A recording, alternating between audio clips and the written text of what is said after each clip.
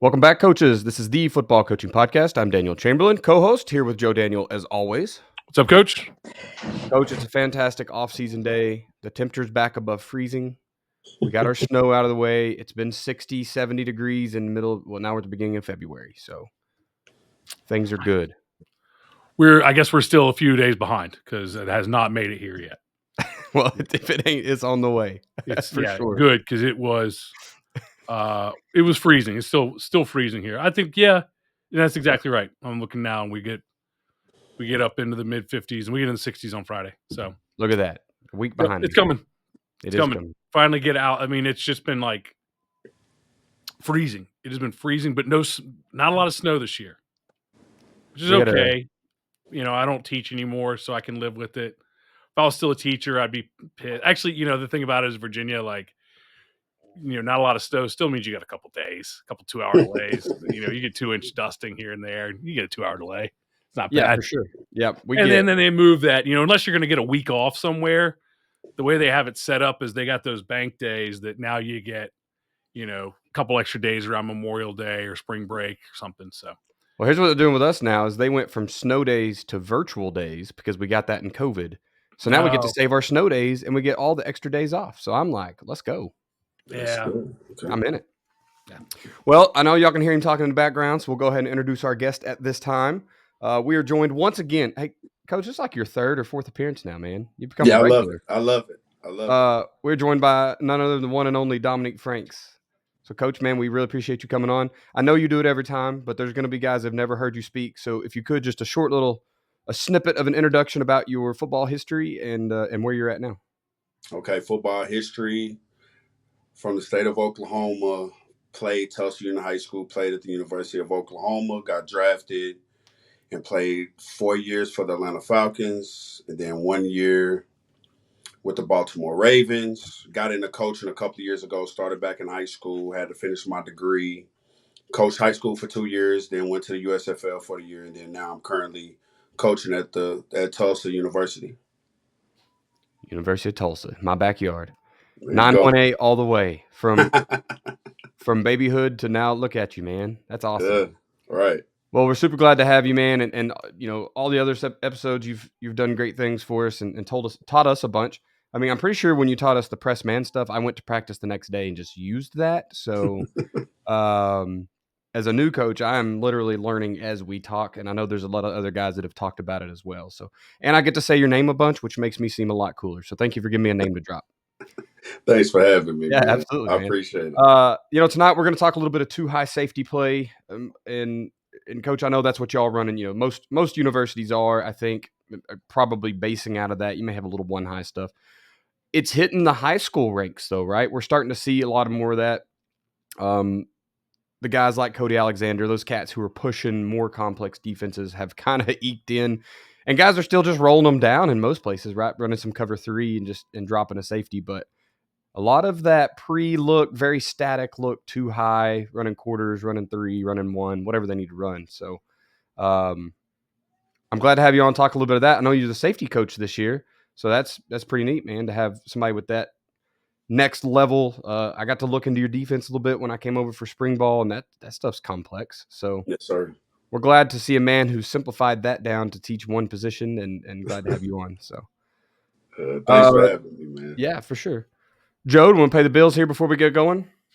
Yeah, we want to check out. We've got a brand new. Well, I guess not brand new, but it's pretty new. If you don't have it, if you haven't gotten it in the last month or so, it's brand new to you. New special report that's come out: 40 Coach Simple rules for football coaches who want to win more games. And basically, what we've done is put together 40, whatever you want, tips, tricks, strategies, tactics that you can use to win more football games. Everything from your coaching philosophy and the way to look at things, look at the overall big picture, to building offensive and defensive systems, how to put together your drill package and drill philosophy, and how to adjust and make adjustments throughout the season, how to pull levers, and how to and a big section on the non-negotiables for each position. So for every position, a non-negotiable that,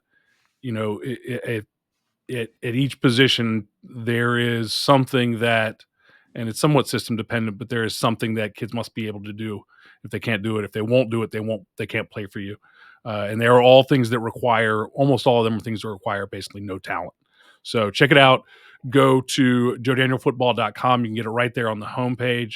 It is a free download. And just go to joedanielfootball.com and get those 40 Coach Simple rules. Awesome. So we'll jump right in tonight.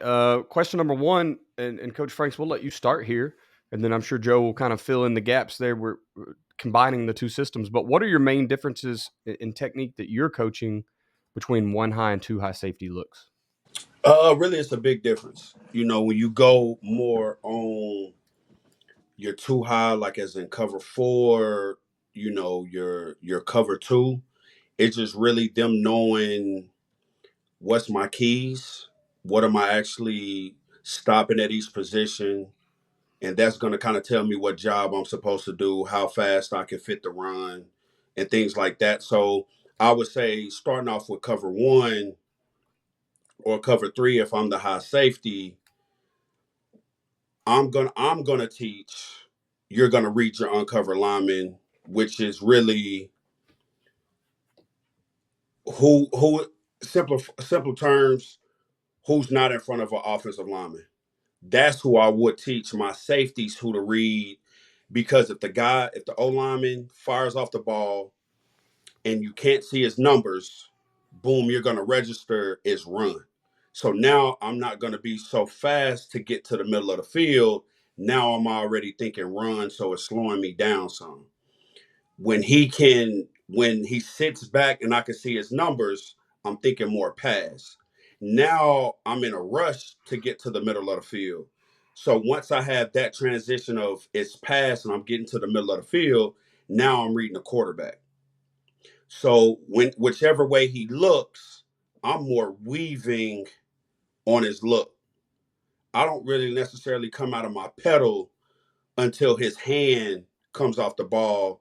And now I locate, if he's right-handed, I'm locating the left shoulder. If the left shoulder is pointing up to the sky, I know it's going to be a pass where the ball is going in the air, so I'm opening up at a higher angle. If that shoulder stay flat, it's telling me that ball is going to be on the rope. Now I'm ready to break downhill since I'm in the middle of the field. Like when you talk about cover 4, if I'm the field safety, I might have to read number 2. And depending on if we apex the nickel and we play palms, I'm reading 2. 2 goes to the flat. I have to go to number 1. If you do more of a traditional, he lines up on number 2 and he's kind of going to reroute, take him to the flat. Now my eyes, if my 2 disappears in or out, my eyes get the 1. And then now I'm robbing the dig or the curl route of number 1.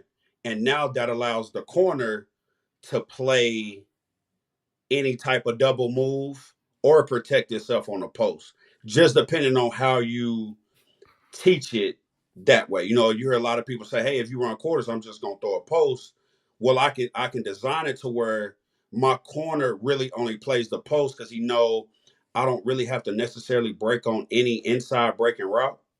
So you can kind of teach your boundary corner, field corner, what routes to expect. Then they kind of know, what do I have to cover? I think cover 4 is a good run stopping defense. If you can teach your safeties, who do I read? Now, it's funny that you asked this because I talked today with our offensive analyst, assistant receiver coach, and I was like, that we was cover 4 and we ran the bubble. So I was like, if I taught the safety, if he's reading number 2, once number 2 bubbles and the nickel takes him on the bubble, my eyes get back to the quarterback because I already know number 1 is running a slant.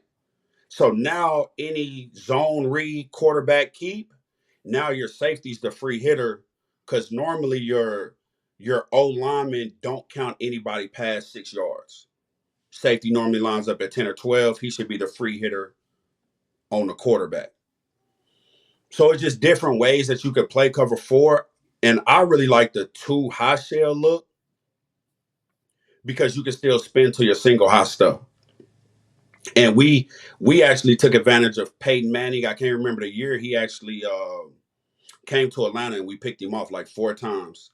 So what our DB coach taught us was we didn't spin until we said 1,001, 1,002. Then the safeties rotated. So it messed Peyton Manning up because pre-snap he's reading too high, but when he turns and does play action and he looks back, now it's single high.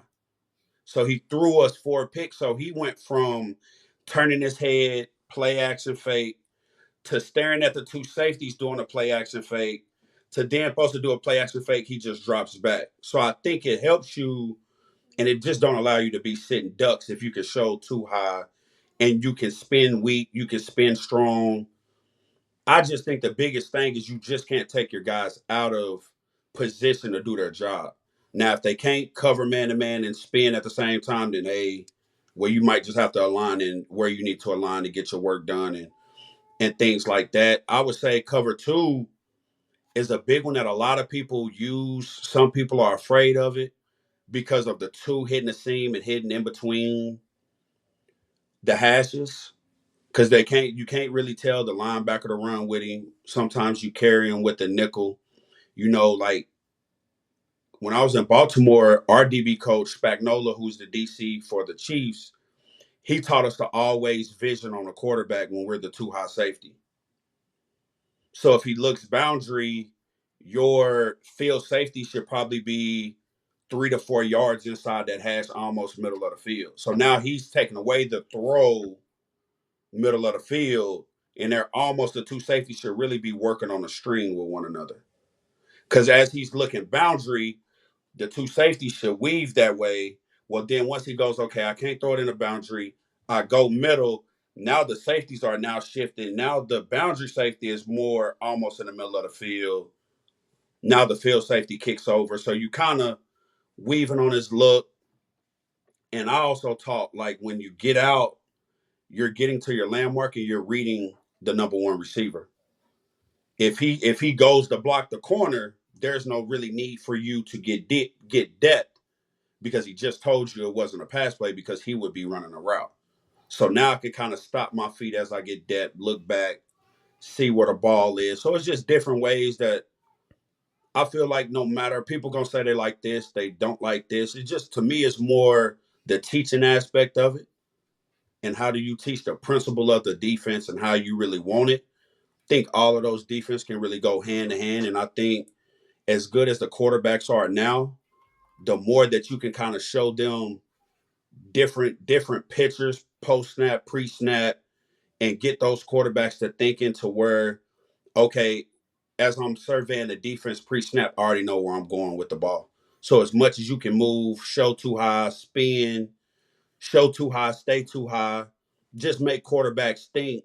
Maybe that gives you that split second to be able to get that pressure that you wanted from your D line. So, when I think about one high, even if we're spinning to it pre-snap, which is all we did my first year, I just think about that free safety's on the move. He's hustling. Now he's trying to read a key while he's moving, generally trying to bail to the middle of the field because, we have an overhang on both sides play that's force guy. So he knows he's a late alley player. It seems like with too high, you can really just let him play flat-footed, be very Yes, sir. patient, right? So technique-wise, is that helping with the RPO in today's modern offenses? I mean, just Yes, because sir. I can set, I'm just going to be here, right? I'm not Yes, on the sir. move for you to read in the first Yes, place. sir. And that can really help you with the RPOs because really, if you have the nickel take anything to the flat, the safety should really be flat-footed because he wouldn't have anything but the vertical of number two. So once he reads number two going out, he should be ready. Because of course that week you're going to game plan and you're going to tell him, hey, when two goes to the flat, it's a vertical route by one. You're not going to really help the corner. Now you more of the quarterback key player on zone read, things like that. And like you said, like he's not accounted for in the run game. So he could be ultra aggressive and showing up depending on what his key gave him and told him exactly what he has to do. Wonderful. Mr. Joe, what difference is there in your teaching between two high and one high? Less than there used to be. As far as the corners, I've found just in looking, like Dom said, there's a lot of different ways to do it, and all of them have their merits. And so what I found was, okay, if the way that we originally started teaching quarters, and I've talked before, I learned a lot from a video back in the ancient years. We had to get videos or go to pay $40 for a DVD and hope it was good. Some of them were and some of them weren't. And Championship Productions and Coach's Choice did not have a great return policy. Or you went to a clinic and you saw a guy for 3 hours, and then he's running to get on a plane to go recruit, and he's gone. So that's it. So, hopefully you live close to his college so you can go visit, but if not, it was out. So the original way that I taught it was quarters coverage made simple by Shap Boyd, and we played outside leverage and played an open shuffle, open slide technique, outside leverage in quarters. And then we played inside leverage in cover 3, because in quarters we wanted to funnel to that safety, and in cover 3 we wanted to protect the inside, because skinny post would eat you alive against a high school free safety. And we started looking at some different quarters coverage teams, and TCU was the one that I really spent a lot of time on. And TCU was doing 7 yards off. I think they were the first ones that I saw 7 yards off, 2 yards inside, protecting against the post, like Coach said. Playing, letting that safety play really aggressive. And so one of the things we did was we just made a universal rule. We're in zone coverage, 7 yards off, 2 yards inside. And I play man coverage off man the exact same way I play zone.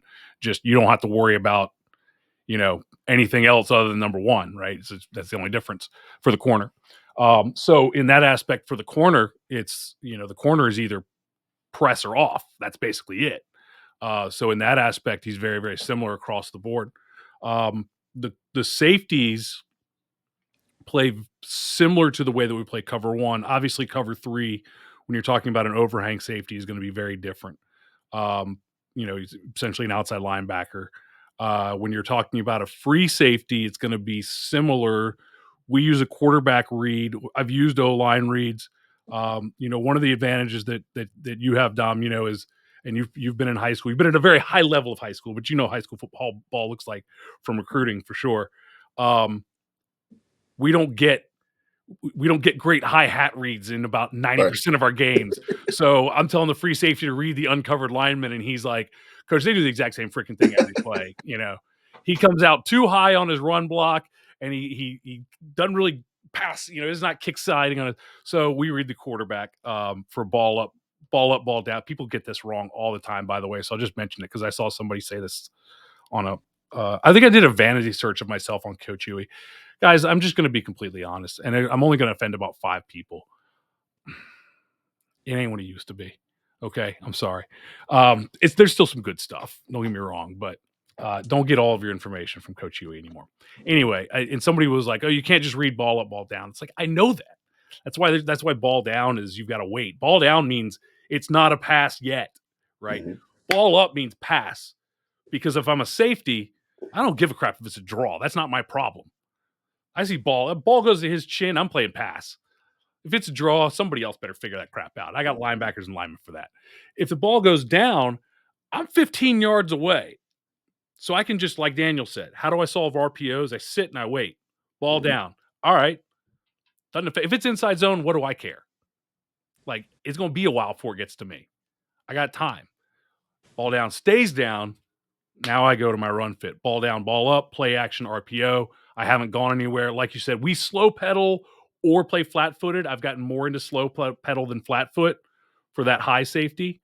And it's essentially a walkout. But a lot of our guys have just been more comfortable with it than flat foot bounce read. So that's the only difference there. And that's the same way that we play cover 1. And that's the same way we use that same slow pedal technique in quarters. We use that same slow pedal technique in off-man coverage.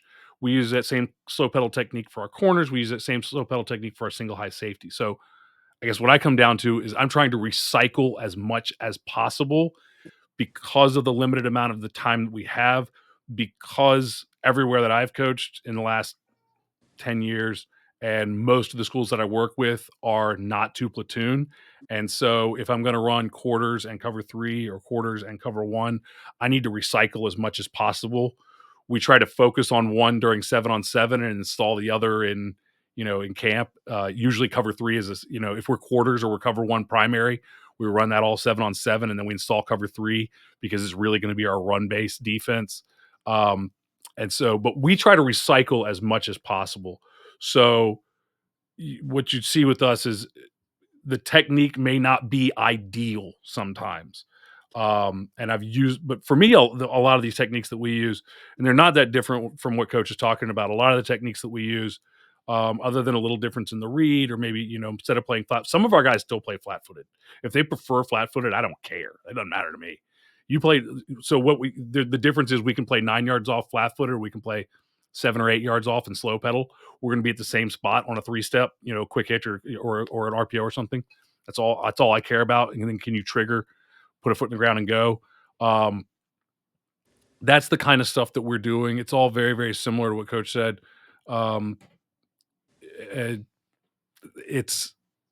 It's trying to recycle as much as possible so that we can teach our guys a couple different things, and then they got to go over and learn their routes or learn, the run game, or learn to play quarterback, or whatever their other job is. Of course, Daniel has been in this situation where I got my outside linebacker / strong safety. He has to go play guard. So we there's some stuff going on. I appreciate, Joe, what you're saying, because you talk about a static shell. Dom, you mentioned too, that too high shell look the same every time. You've evolved it. Now your corners are the same every time, and now even your first steps are the same every time. So you already just have to outsmart that 17-year-old quarterback, and you're just giving him the same read. And I appreciate, now that I've been a part of athletic speed and movement, that we can get out of that slow pedal. We can make that change of direction. We can accelerate quickly. If you don't know what athletic speed and movement is, it's because you haven't ever listened to us talk, because we've mentioned it every day for the last year. Athletic speed movement, Del Basquet's 46 years of experience teaching athletic speed and movement, right? He's teaching those techniques. We've got that for sale right now over at athleticspeedmovement.com. 3 core principle video is there's an orange button, says learn the principles to speed. Click that. You're going to put your email in. That's the price of that first video. And watch that, and Dell's going to explain the science behind it, and then you can go on and just sign up for it, guys. It's beautiful. It's amazing. It's very well put together. You're going to love it.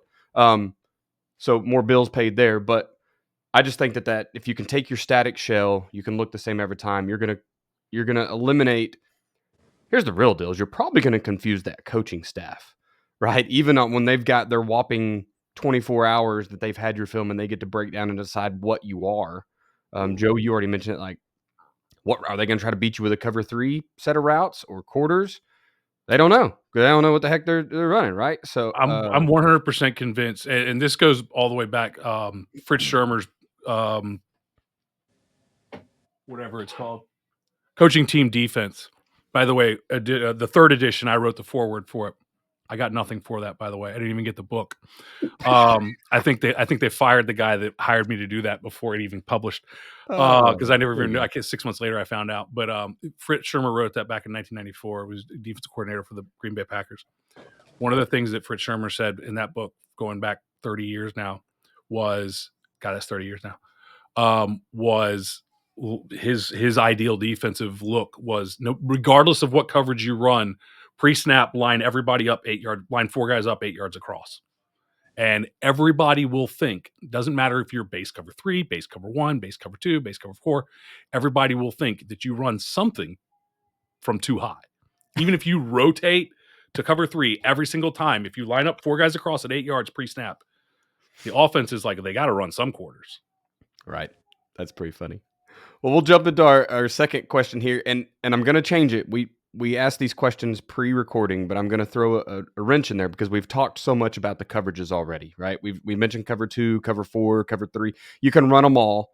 So Dom, we're going to still go there with which one you like best, and Joe, we're going to let you do it too. But I also want to ask about trips. So when we get to a 3-by-1 look, we're still trying to run too high. And I want to talk about how y'all defending that. So we'll get there. So first, Coach Franks, what is the best coverage you think? What fits best with that too high look? Oh, what secondary coverage I would run off of that too high look? Yes. Yeah. I would say cover 3. Because just for the simple fact, I would say that because guys are not really going to feel comfortable lining up at 10 or 12 yards at safety. And they're going to say, well, coach, if it's man to man, do I walk down pre-snap? Do I play more of a catch technique? You're asking a safety that's not really comfortable with covering, So I would say probably I would go with cover 3 because to me, you can kind of make it look like man.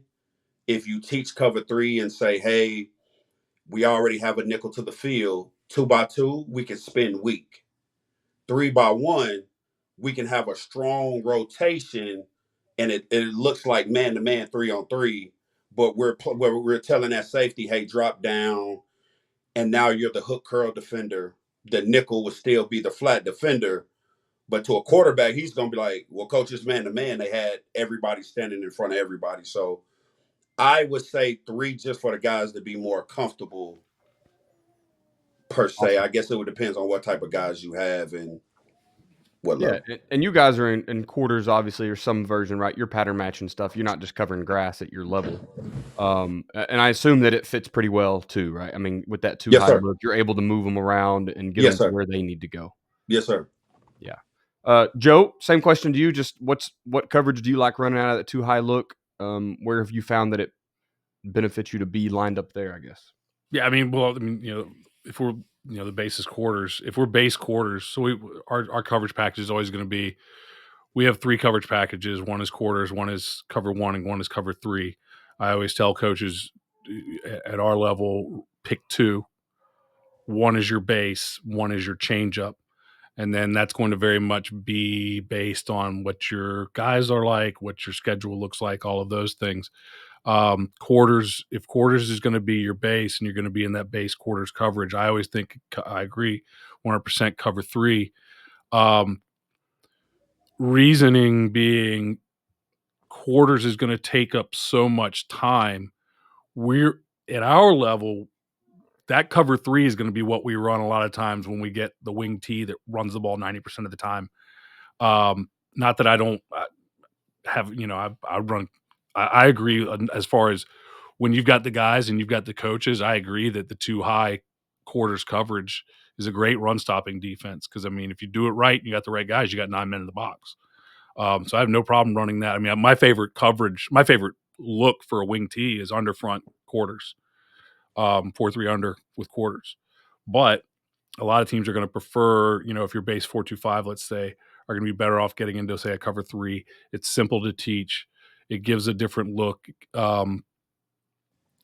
And so that, that's probably where I'm going to go just for the simplicity of it and the run stopping.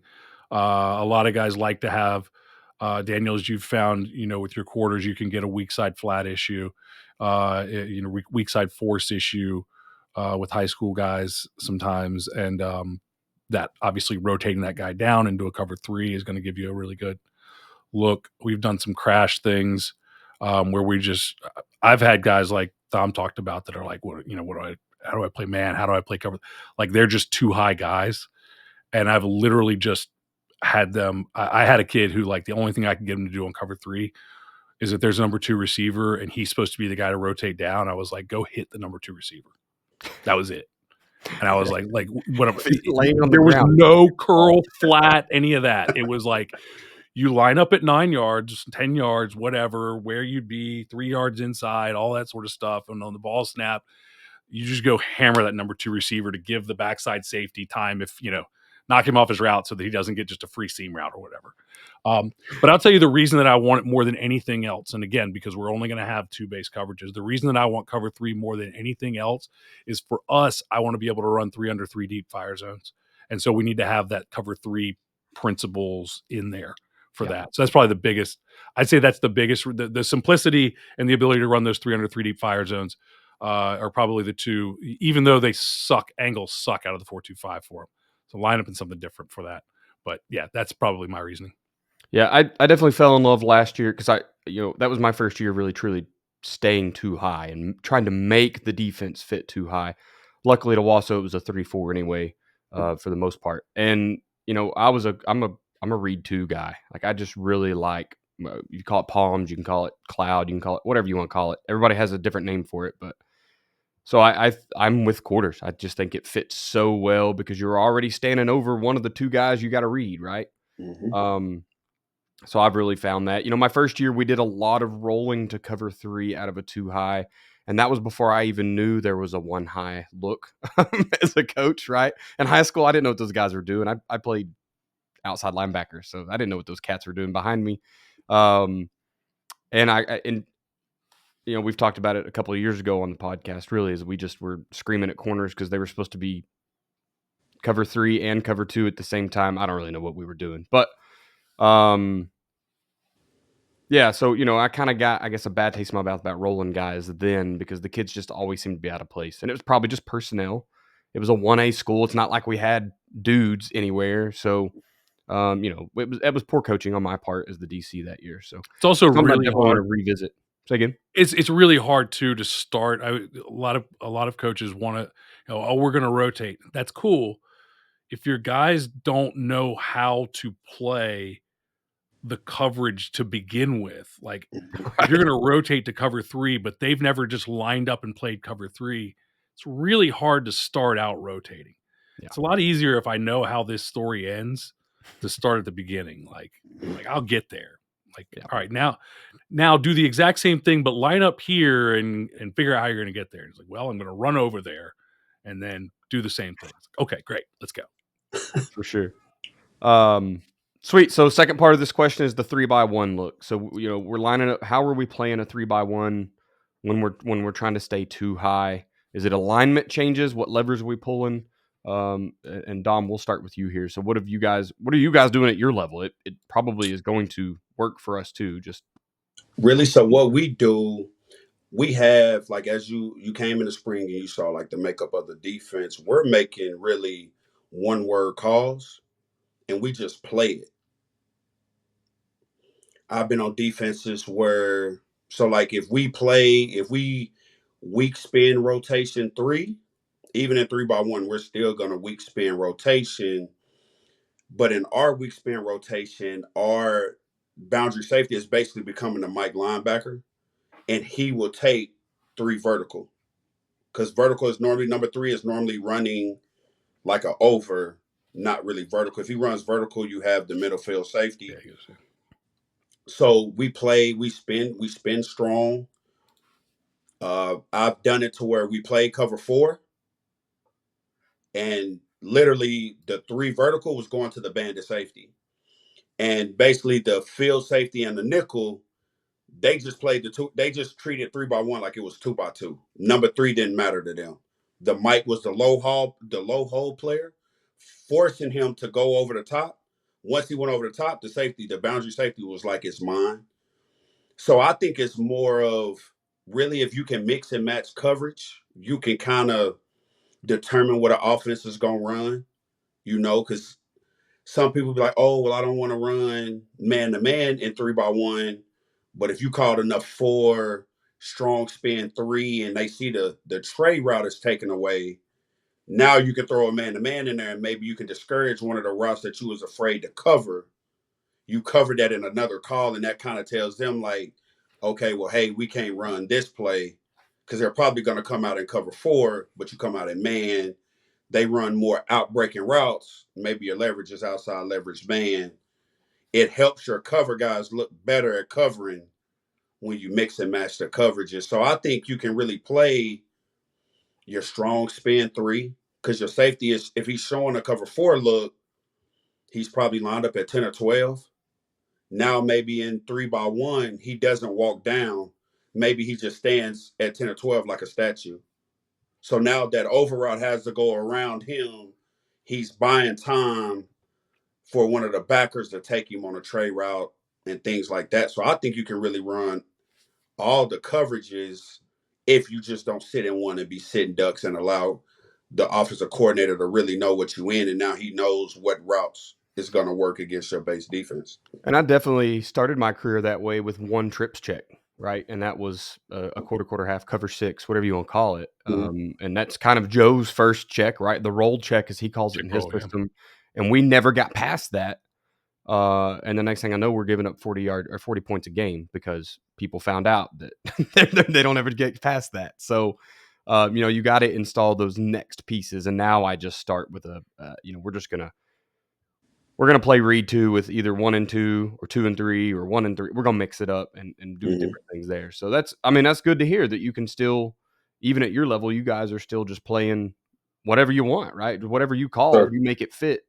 Just adjustments on alignment and understanding where that route is going to threaten you from. So that's awesome. Joe, for you, sir, same question. Yeah, I mean, same stuff. Quarter, half, check roll. The original way that we played it out of a 2 high was exactly what Dom said. We played the, and again, it was quarters coverage made simple. Chap Boyd, who's been on the podcast years ago, and Chap called it the Gilligan check. And we quickly realized that none of our kids knew who Gilligan was. But it was essentially putting the single receiver on an island. You're putting the corner on the single receiver on an island. He wasn't really on an island, but the idea was exactly what you said. And we changed it to Survivor, by the way, because that's what was popular by then. Was if somebody's on an island, it's Survivor. I don't know what we had. I guess Survivor's still on, isn't it? I don't know. Yeah, I think they mixed it with another game show now. Did they? Yeah, so. Anyway. I don't know. But call it like Naked and Afraid or something. And is that there we go. Yeah, that'll work. But yeah, where number 3, I would tell them number 3 is number 2 from the other side. So if you're normally playing, over here on 2x2, ignore number 3. If you're normally playing, if you're backside, you're getting your initial read. If you're the weak safety, let's say, you're getting your initial run pass key. If you read pass, your eyes are flipping to number 3. Same with the Mike backer. He's getting underneath. And as Shap described it, we get a double robber. Mike's underneath, safety's over top. And we have the same thing on the number on the 1 and 2 on the front side. We will play a lot of man 2-0 from different looks. Play Tiger Cat, our base Tiger Cat check, which it becomes essentially a weak side blitz. And we'll play that, giving different looks. But like you said, we've played check roll until we know we can do that. And we've done all right in 7-on-7 for a while with that, like, because we can do one thing really well. And then, as you've referenced a couple times, Dom, like, I can look at the game plan and go, okay, when you see this route, they got a handful of things they're good at. Beat me with the other stuff, fine. Yeah. But I got 3 route concepts that I got to take away. And we've had a lot of success against heavy 3x1 teams designing a package for that. So, for example, we've had teams that really love bubbles out of 3x1. And so, we'd have something where, all right, the Sam linebacker sees the bubble, he's gonna fly to the bubble, which we normally wouldn't jump a negative route, but he's gonna fly to the bubble and it's gonna become man because he's gone. Or whatever, however we're going to do it, and we got a backside safety. So you can get a little creative on those. Obviously, sometimes you want to put two on the number 1 receiver. That's what we see a lot, and I'm sure you do too. We see a lot where they're trying to isolate the number 1 receiver, and it's like, all right, the single receiver. So it's like, all right, screw those guys. We're going to have 3/3 over there. Good luck to everybody. We got to put 2/1 over here, and like, just, you do different things like that, and you don't do it exclusively, you do it situationally. So maybe into the boundary, like, if obviously everything changes if we go trips into the boundary, right? Now everything changes. We go formation in the boundary, it's we're doing something different. But if the ball's in the middle of the field, maybe I'm not as worried about doubling the single receiver, but if the ball's on the boundary, I got to double the single receiver because it's a short throw for a high school quarterback. I know that's the only one he can throw to. So you can use a lot of situation with 3-by-1. It's interesting when you start considering 3-by-1 as an unbalanced formation. You come up with the same concepts. How do you play unbalanced formations? There's 5 ways to play unbalanced. We can slide the linebackers. We can slide the defensive line. We can slide everybody one man, or we can just move one man over, or we can do nothing. If we're a heavy quarters team, we probably play a decent amount of cloud check, cover 2, true cover 2, TCU black coverage, whatever. And I like that against cover 3 as well, but that's not been in our package in a while. Yeah. And I would say, Daniel, too, what helped me, so I try to do the game plan stuff, since in my mind to kind of see what works. Even in high school, I did the same thing. And, what really helped me is, like Coach is saying, like, who's the number 1 receiver? And is he the single receiver? Is he number 3? Is he number 2? Is he number 1? Then you kind of, like you said, when you game plan, you can find ways to doubling without going out of your way, but to make it more, I can, so if it's 3-by-1 and I can say, hey, I want to run a 3 cloud, but I can cloud the boundary because maybe that's their best receiver. So now my corner can, like Coach said, my corner can line up at 7 or 8. They're going to think we're going to roll coverage away to the 3-man side, throw quick game at the backside corner, but he's really playing flat-footed and playing the flat in the boundary, and now your boundary safety can kick over top and be the deep third guy in the boundary. Now the field safety becomes the middle third, but he's hanging more closer to the field hash, relating to the 3 receivers more than he is getting to a true middle, because I have 3 receivers. And then you have, if he's like the lineup at number 3, well, now I can go cover 1, because like Coach said, maybe they like to run bubbles. Well, now I can tell this week in 3-by-1, you're going to play outside leverage on number 3. So now when you run a bubble, you're already outside leverage. You should make a free tackle because the number 2 receiver has to block the nickel now. Mm-hmm. You think about if he lines up at number 2, I can run my quarter scheme because now I have a built-in double, because I have the nickel on top of him, and then I have the safety standing 10 yards. So is you really have built-in doubles in your scheme if you kind of know like how to use it and manipulate it in your favor. It can help you out. And like you said, even in college football, it's not much different than high school. If you're going to go 3-by-1, the only way that you can really throw it to the number 1, the Z receiver, number 1 to the field, it has to be an inside breaking throw. So now when I know that, I know, well, I don't really have to double him to the field because I know it's going to be some type of slant dig. It's too far for a quarterback to be on one hash and throw it all the way to the field sideline. That's just so much flight line of the ball. So I think once you know what you're good at covering, what you trust your kids to do, now you can build your packages for empty 3-by-1. Okay, where's your number 1 receiver? Like Coach said, your best receiver is not going to beat me. You went all week of practice throwing it to a certain guy. Now you got to go to your second and third target that you didn't count on having to win you the game. Now that's going to work in my favor. And at a high school level, that 4th guy, you're like, all right, go get him.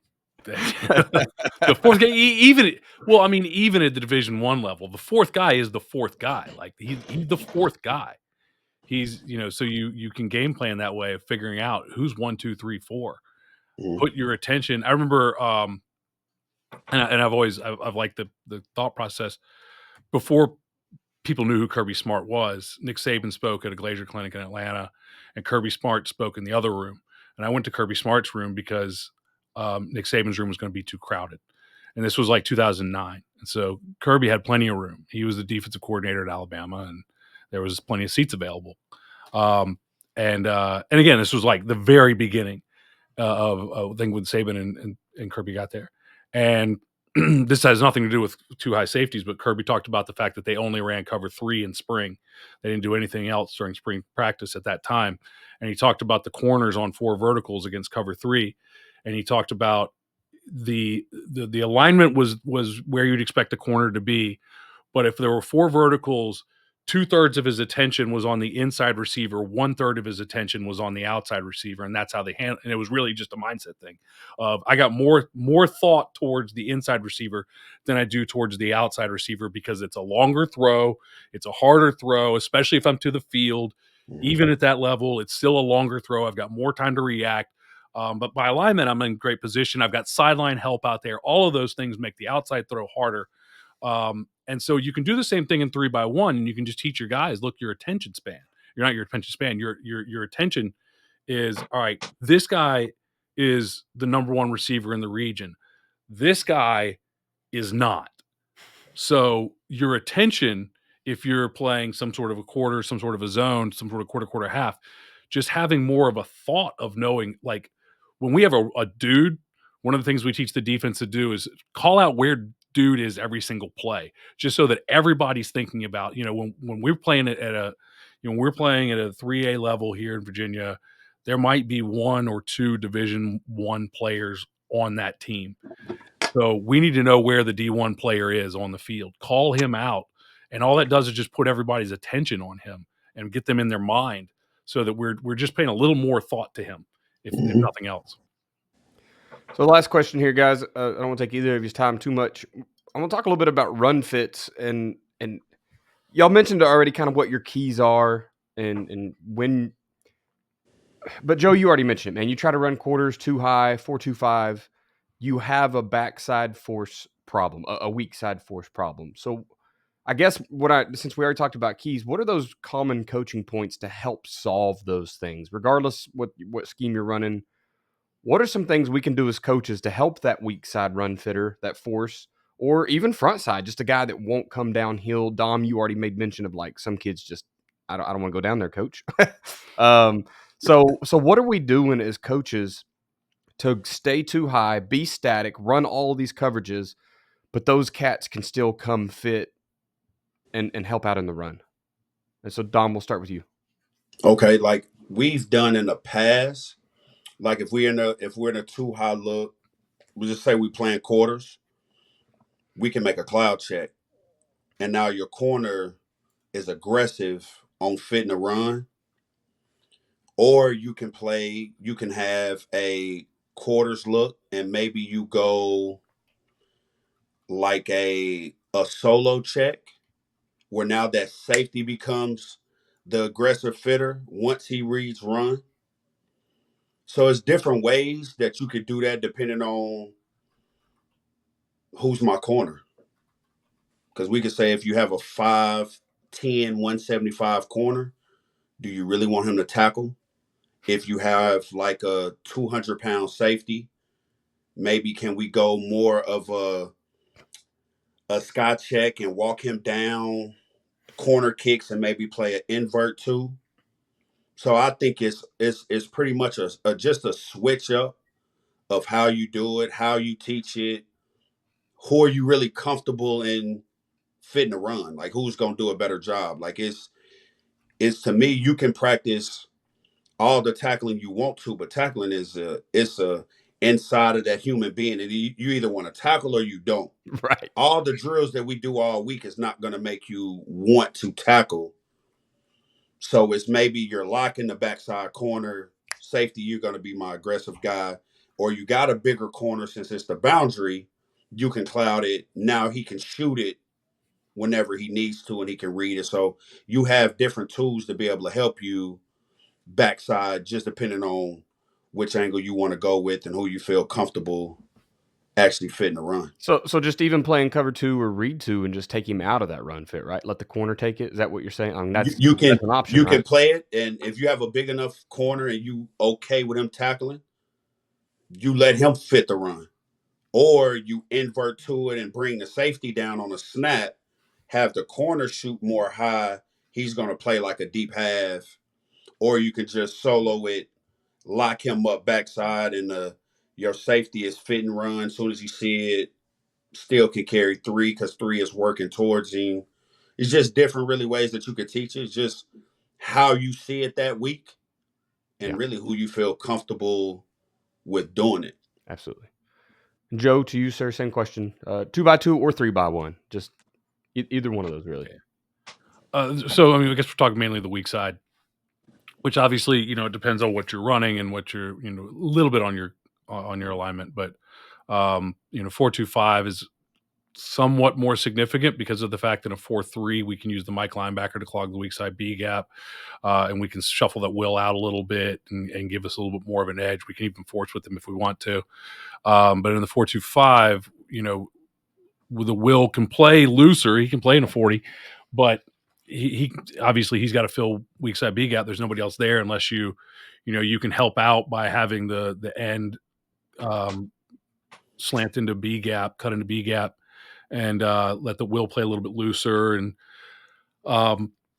we've talked about this on past podcasts. What are ways that we can solve this problem without doing anything, or make it easier, make it better. One is, how good a job are you doing of spilling, fitting, and extending the edge up front,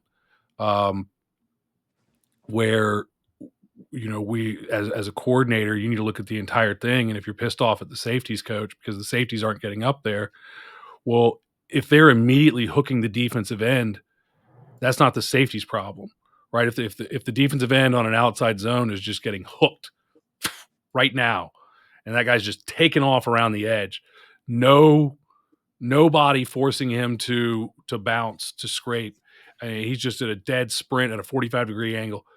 You have a front problem, not a secondary problem. You're going, well, it's the coverage problem. No, it's not. It's not that at all. Then you look at, so the first thing is, how can I make it better without changing anything for him? And that is, get better in your fits up front, which goes to our non-negotiables: a defensive end getting kicked out, or a defensive end fighting a reach, all those sorts of things. Then you can do things like we talked about with loosening the will, slanting the end inside, or depending on your front, how you're using 3-4 looks and 4-3 looks, and you can do those different things to just make life easier for the safety. If you have a corner that can do it, then the way that we played it when we had the right corner is, if we had one receiver removed, we played sky. If we had two, and went ahead and sent the weak safety down. If we had two receivers removed, we played cloud. And now the corner, if he's the right guy, this would be the boundary corner.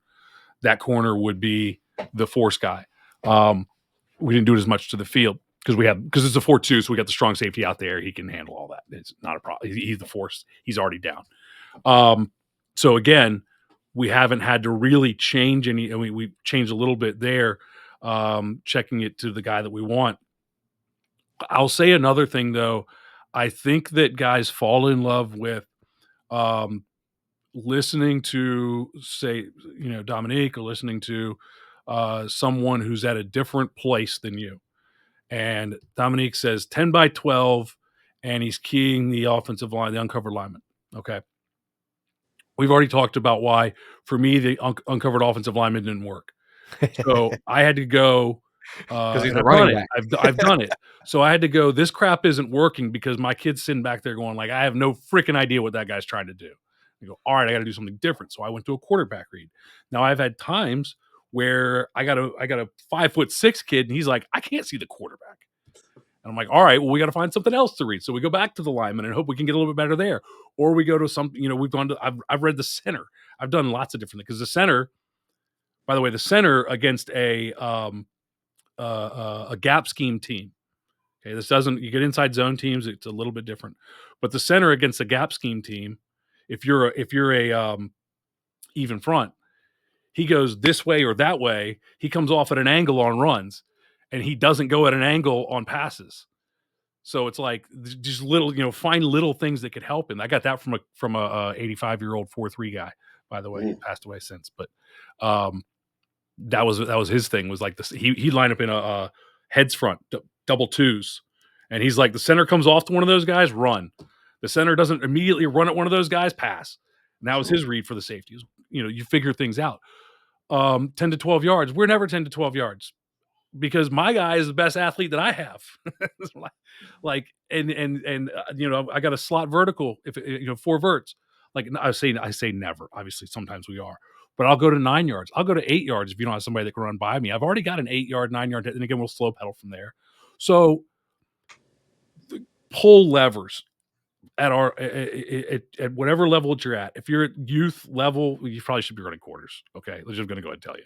Don't listen to any of this. Go run cover 3. All right, but we said too high cover 3. Pull levers, figure things out, find things out. If it's not working, don't be so committed to the scheme, quote unquote, or the system, that you don't sit there and break it a little bit, because if it's already broken, like, do something different to get that guy down there. Move him up, move him out, change the check like Coach talked about, change his read if he's getting a slow read, change his footwork, whatever you got to do. For us, and this is definitely different for us, especially at the smaller high schools. If you can't stop the run, you can't beat anybody. You talked about somebody torching you in cover 3, Daniel, or in trips, but it's like, how many teams can do that? If you're 1-9, screw it. Let the 4 teams that were going to beat you anyway torch you, and play play quarter half and stop the run against the other 5, and go 5-5. They'll build a statue for you. Dom's got a different deal. Like, they'll get roasted if they do this stuff. Mm-hmm. We are solving different problems. So just understand the problems that you're trying to solve, and be willing to do them. And you've got your own problems. You got different problems that you got to figure out. So we all have to figure that stuff out. And I think, like you said too, if I could say this, Daniel, I think 2 things, like what you said, Jody. I think as some coaches, we're so stuck in our ways of that. This is our scheme. I have to run my scheme, instead of my personnel dictating what type of defense I'm really running. So, like you said, like, you may not have 2 good safeties. Yeah. Might have to spend the one that's not very good. He might have to stay in the box. So I think it's, like you said, not just listening to somebody because of the logo that's on their chest, but more taking bits and pieces of information and then going back and seeing, okay, how does my personnel actually help with me running this defense? Because maybe it makes 0 sense. I had people talk to me about, hey, like, Nick Saban does this in the back end and all of this. And I'm like, you also has to remember the 4-star DBs, the 5-star DBs in that secondary are all 5-star kids. So if you don't have 5-star kids, it's going to be hard for you to run that defense and it be as successful as Alabama's defense. So to me, it's just seeing so many coaches just being like, hey, Nick Saban, Kirby Smart said this. They have the kids to do that. Now, if you don't have the kids, how can you take what they saying, but also maybe their secondary coverage is cover 3, but they have the guys to play man to man. You don't have the guys to play man to man, so maybe my primary coverage needs to be cover 3. My secondary coverage can be man to man, and kind of flip it, that way. Yeah. To fit what you think. And so also, Jody, I wanted to ask you, when you're thinking, and Daniel, this is for you too, so like what we do to help with the run, when the Mike and Will, they align basically off the running back. So the gaps doesn't necessarily change, their alignment changes. So if the back is to the field, now the Mike might be tighter to his gap. The Will is farther away from the back. He's wider in his alignment to pull that double team off of, say, the nose 3 technique, whatever the case may be, because as soon as he trigger, he has to come off.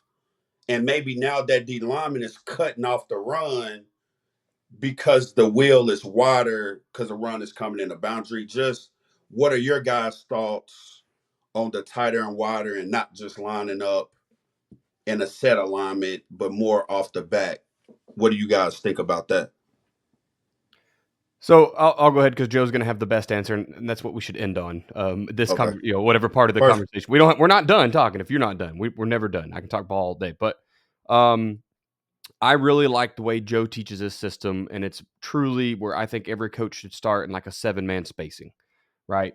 We got 7 dudes committed to the box right now so that you can help stop pass wherever you need. We're not that 9-man, everybody's rushing a gap right now because we see so much gap scheme. And so what I think happens is what you're talking about, Dom, we can move those backers around because the Mike isn't weak side A gap Mike. He is wherever that window opens, that's where he's going to fit. And so sure, he can move over, and that's how I play trips. I actually move the Mike out over the tackle.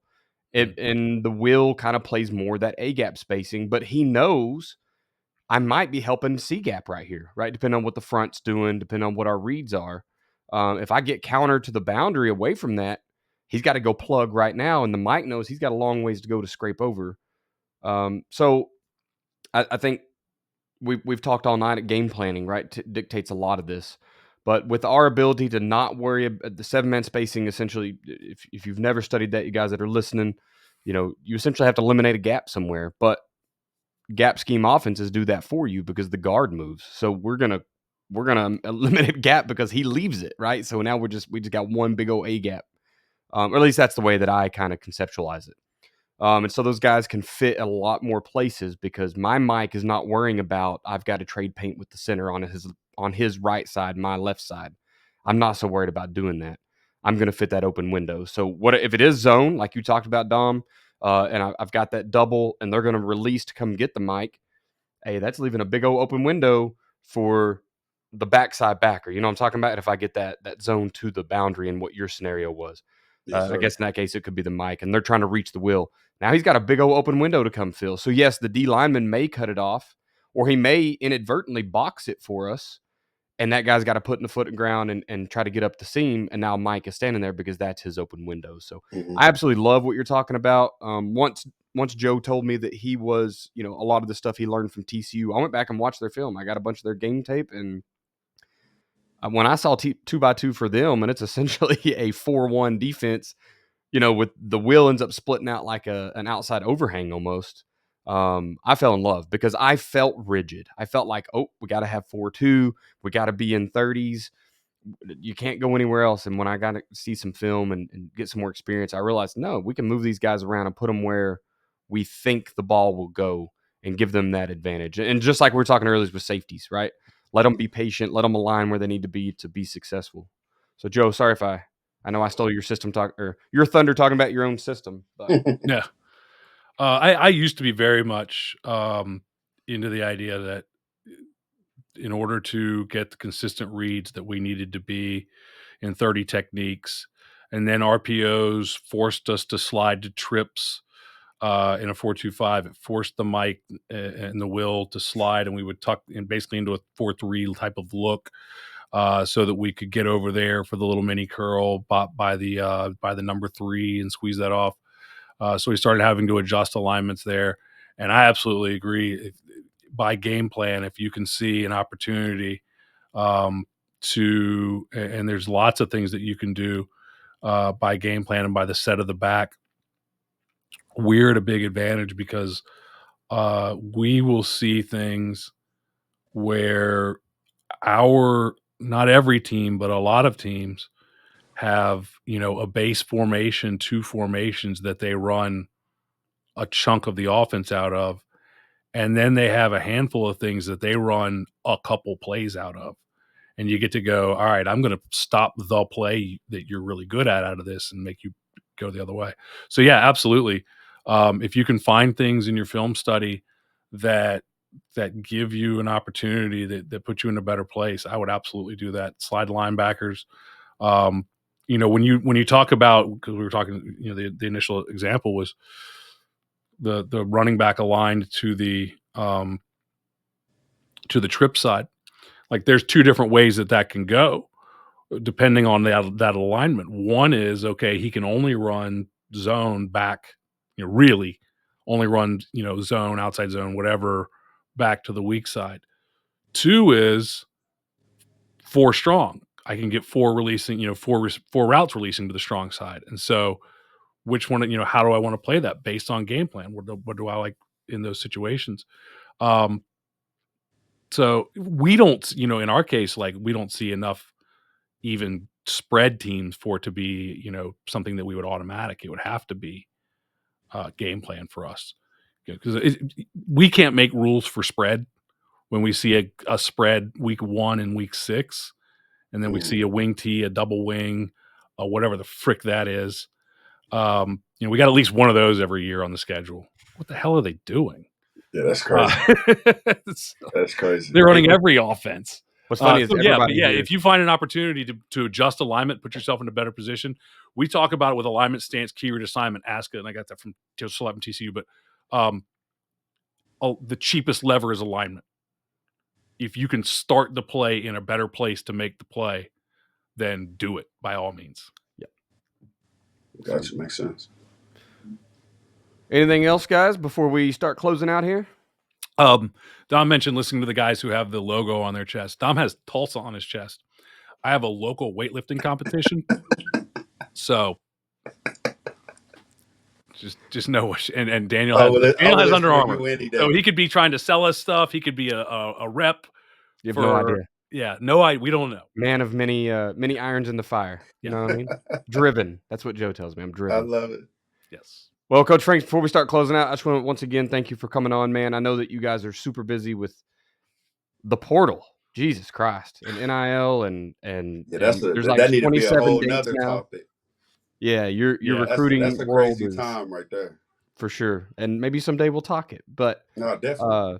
Yeah, man, just once again, man, thanks for coming on and sharing your knowledge. There's a lot of coaches out there that don't have opportunity to talk to a D1 coach. Generally because they're too scared to go to the office. But, either way, or maybe they just live far away. So, man, thank you. Every time you've come on, it's been wonderful. And we always get a ton of great feedback from you coming on. That's why we keep asking you to come on. So hey, I appreciate it, man. I love talking with you guys, man. I really enjoy it. And I learn a lot too. I'm always learning as well. So we jump on asking us questions, Yeah. You gotta be a linebacker. Hey, that's how you know I'm engaged if I'm asking you questions too. Now I'm engaged. Absolutely. So we'll pay the bills and we'll get out of here. Joe wants you to go to joedanielfootball.com/rules. That will take you to the 40 rules manual that he's put out. Gives you the 40 rules. Some non-negotiables was a statement Joe used tonight, and you can get in there and learn what non-negotiables mean and kind of how that should fit your program. Go find a way to be a better leader, a better coach. That's at joedanielfootball.com/rules, or just go to joedanielfootball.com and click the button when it pops up. It's on the page. Yeah. joedanielfootball.com/rules.